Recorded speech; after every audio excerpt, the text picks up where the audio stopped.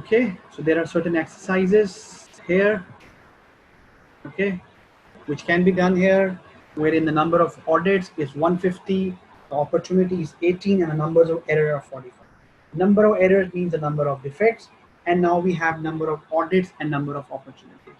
So in order to calculate the total number of opportunities, I have to multiply 150 by 18 to calculate the total number of opportunities, because these are the number of samples which are being audited, and each sample of audit has 18 opportunities, and the total opportunities which we had, which is 150 into 18, constitutes of 45 defects. So it could be a possibility that these 45 defects would be contributing from any of the audits that are being done. Okay. Similarly here we have number of audits, opportunities, number of errors, etc., etc. So this is the attribute agreement analysis.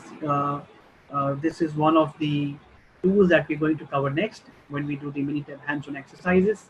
Okay, now we're going to talk about the process capability for a continuous kind of a day. The capability of any process refers extent to which it able to meet customer specification. For example, a manufacturer of photocopiers requires that the width of a rubber roller must be between 32.523 centimeter and 32.527 centimeter to avoid paper jam. Capability analysis reveals how well the manufacturing process meets these specifications. The capability of a process should be constantly measured and analyzed. Capability analysis can help you answer the following question. Is the process meeting customer specification? How will the process perform in the future? Are improvements needed in the process? There are various ways to measure capability of a process. Most widely concept which is called CP and CPK. CP is called the process potential index. Okay.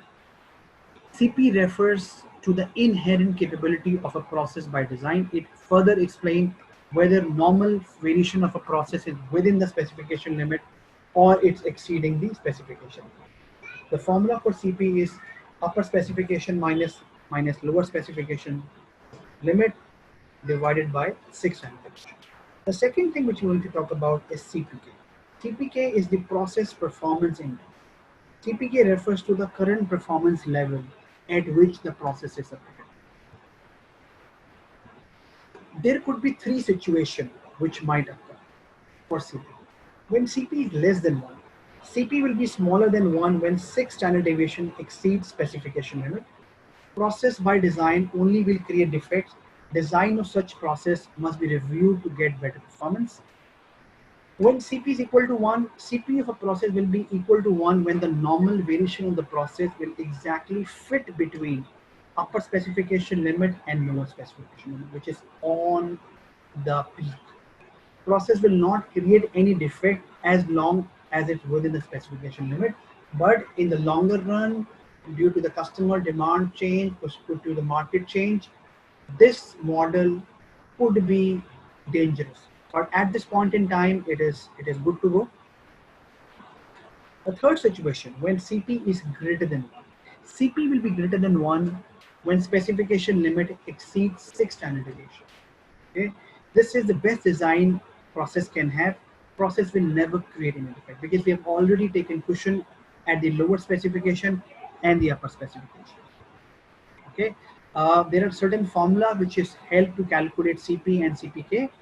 So formula for CP is USL minus LSL upon 6 standard deviation, wherein CP, first of all, in order to go ahead, we have to calculate CPU first, which is process capability upper specification, wherein we will use upper specification limit minus mean divided by 3 standard deviation.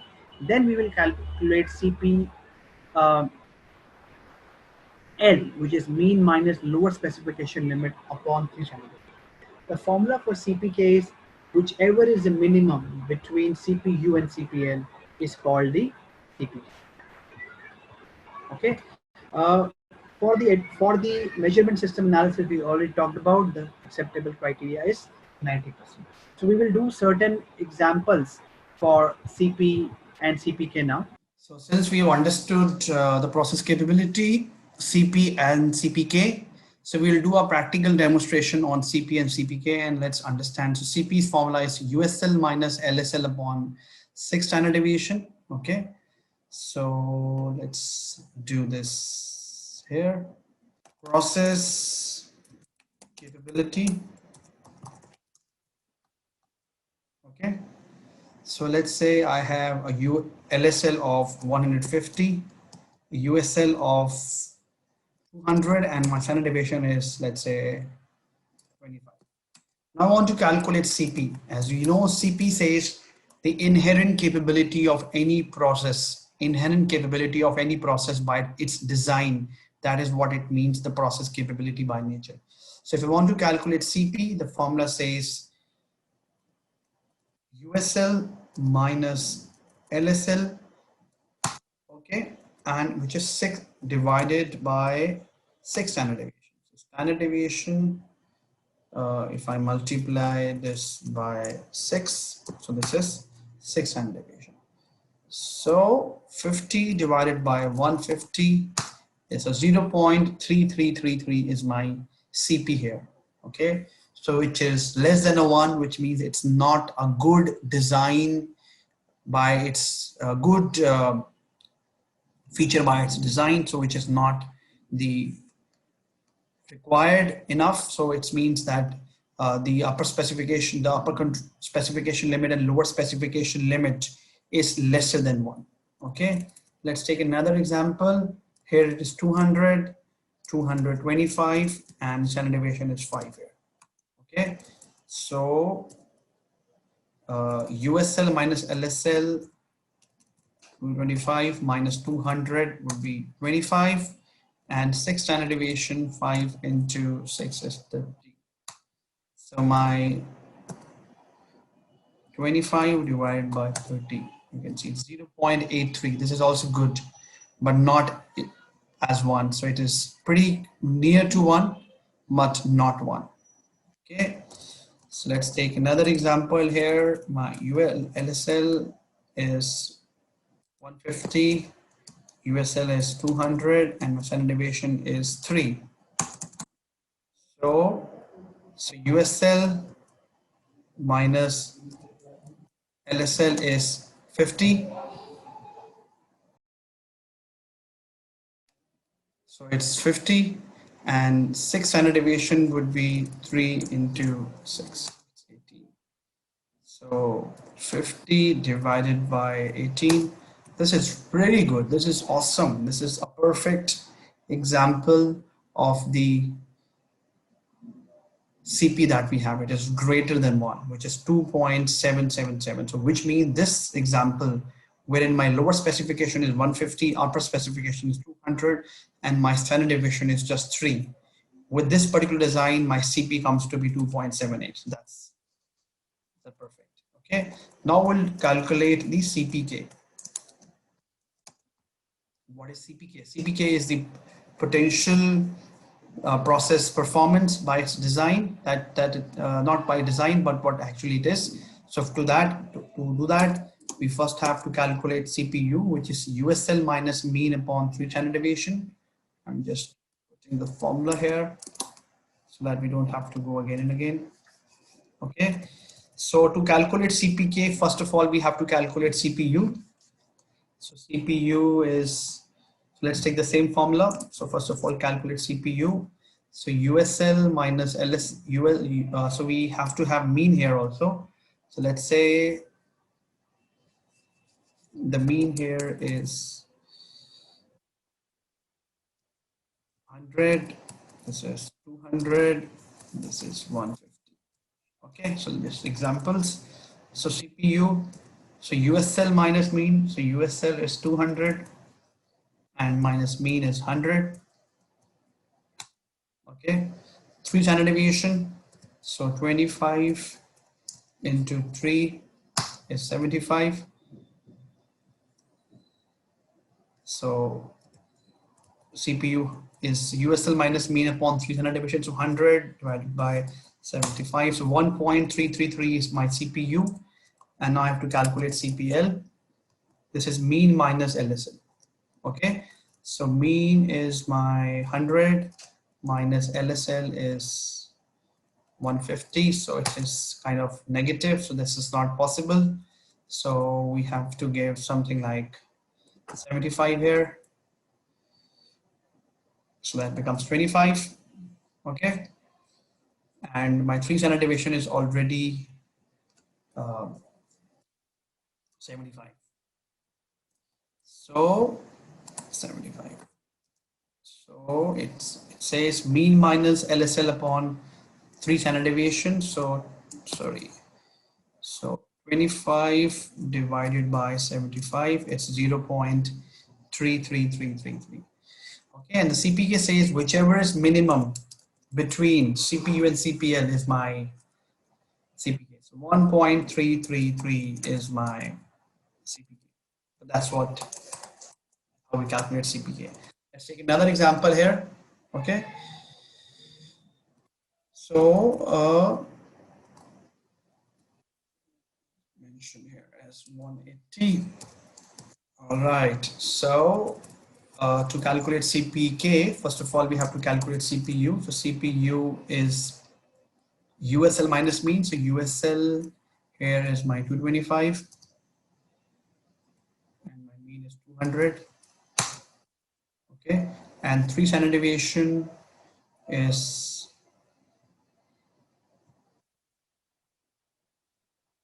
5 into 3, which is 15. Okay, so which says USL minus mean upon 3 standard deviations of 25 divided by 15. This is 1.6667. And I'm going to calculate CPL. CPL says mean minus LSL. So mean here in this example is 200 minus 180. And 3 standard deviation we've already calculated, which is 15. So 20 divided by 15, which is 1.333.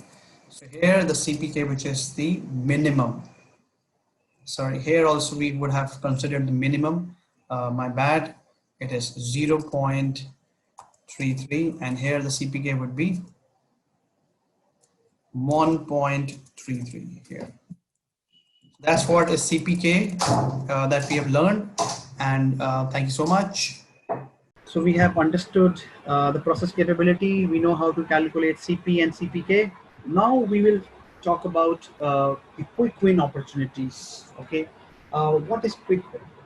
Quick win is the thing which is to be done during the project journey, during the measure phase, wherein when we are connecting with different teams and we're interacting with different teams, we identify certain opportunities because we understand processes, we do interact with the team, but there are certain solutions which can be implemented right away.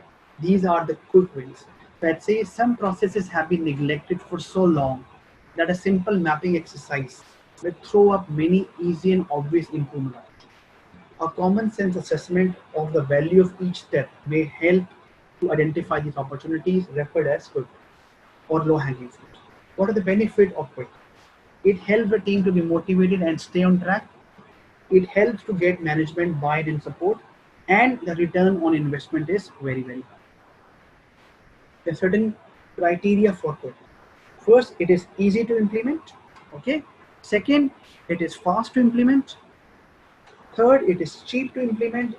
Fourth, it is within Steam control. And fifth, it is easily reversible. Okay, implementing quick win should not be a challenge because these are some opportunities wherein we don't require a lot of cost approvals, wherein we don't require a lot of approvals from the higher department. It is not going to take a lot of time. It is not going to involve a lot of team members, and these opportunities can be replicated in different processes also. It's always advisable to identify certain quick wins within the processes so that we should be able to gain the confidence. We should be able to gain the confidence of the stakeholders that in the measure phase of Six Sigma, we have identified certain quick win opportunities wherein we haven't done any kind of analysis, wherein we haven't implemented any solutions. It's just that we have just the walkthrough of the process and we identify certain things which can be implemented right away.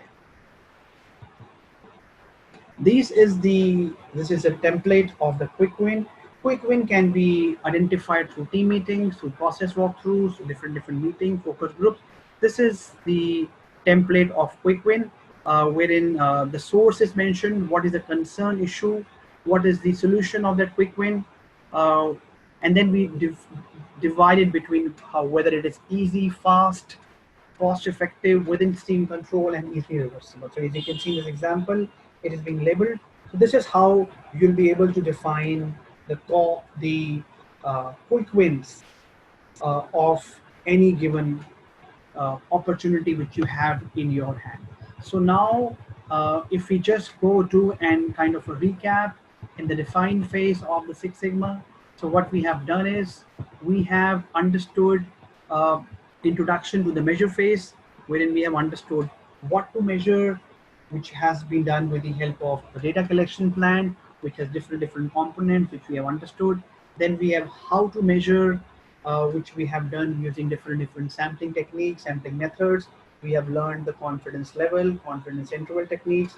Then we learned the measurement system analysis, wherein we learned the repeatability and the reproducibility, different techniques, where we learned that the 90% is the industry standard to ensure that our measurement system is good to go or not.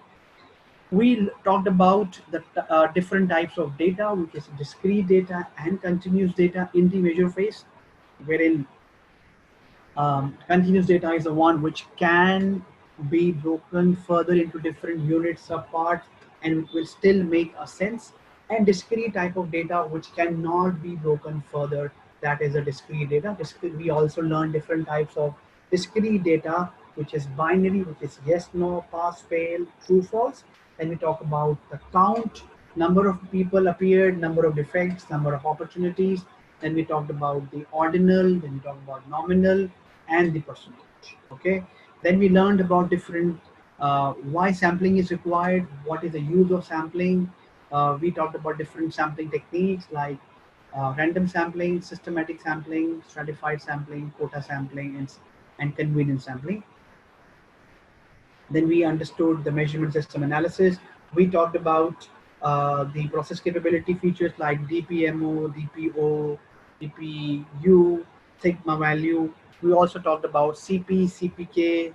CP is the process potential index, which is the inherent capability of a process, and CPK is the actual performance, which as by design of a process.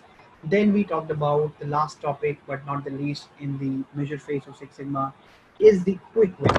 Quick wins, which are very important for us to identify. And at the end of the measure phase, we should also go ahead and implement those quick wins by showing a certain amount of improvement in the project that we have started. Okay, so that's what is for the measure phase. And thank you so much, and you all enjoy your day.